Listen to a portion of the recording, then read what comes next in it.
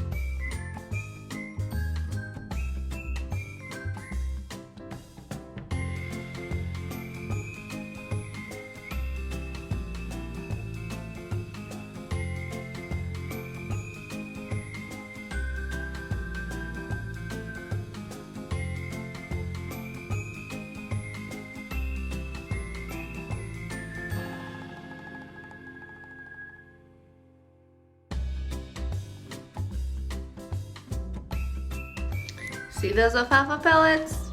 Yep, you guessed it. Let potty training commence.